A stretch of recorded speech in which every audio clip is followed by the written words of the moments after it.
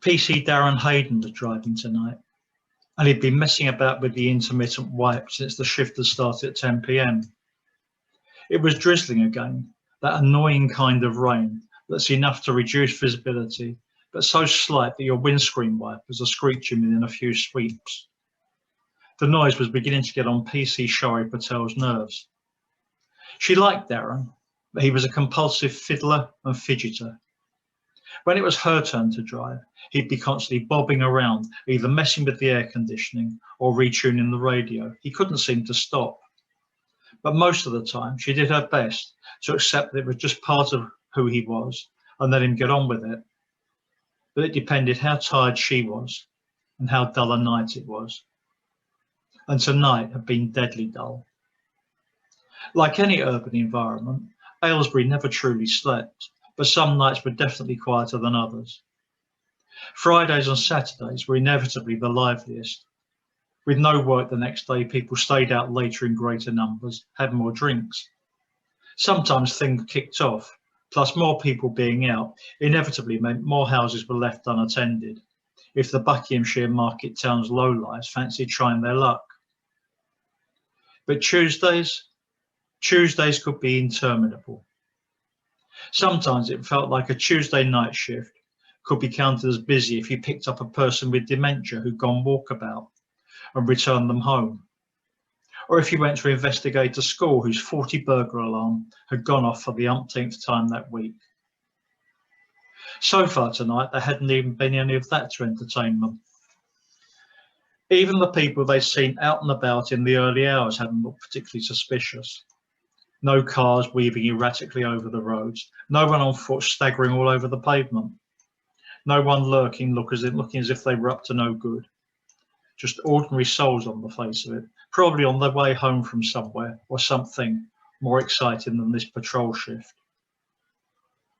Shari glanced at the dashboard clock. 1:37 a.m. Bloody hell. 4.5 hours to go. Next time we pass that all-night petrol station, pull in and I'll grab us a couple of decent coffees, she said. My treat. His serious expression softened into a smile. Now you're talking my language, mate. Already fantasizing about skinny cappuccino with chocolate sprinkles, and maybe a muffin to go with it. She watched as he adjusted the speed of the intermittent screen wipe again. Give it a rest, please, Darren. She tried to keep her tone light. What? He glanced at her. The wipers. You're never going to get it just right. Might as well just turn them on and off when you need them. He sighed. Christ, Shah, how many times have we had this conversation? I've told you. When you're driving, you can do whatever the hell you want. Stop, she yelled. What? Stop. Stop now. He stood on the brake. Only her seatbelt stopped her going headfirst through the windscreen, but she decided to berate him later. They were passing a car park. The girl, no, young woman, seemed to have come out of nowhere, frantically waving her arms. If it had been left to Darren, they might have missed her. Shari lowered her window as the girl ran over. Oh, thank God, can you come? It's my friend, my girlfriend, she's hurt. Wide-eyed, voice panicky. Her eye! Where? Shari was opening her door, so was Darren. Just over in the car park. Oh, quick, they might come back. They? Just for the briefest of moments, Shari felt herself hesitating. They'd been the odd case, a dreadful one in Manchester in particular, where police had been lured into situations where they could be attacked. You never knew.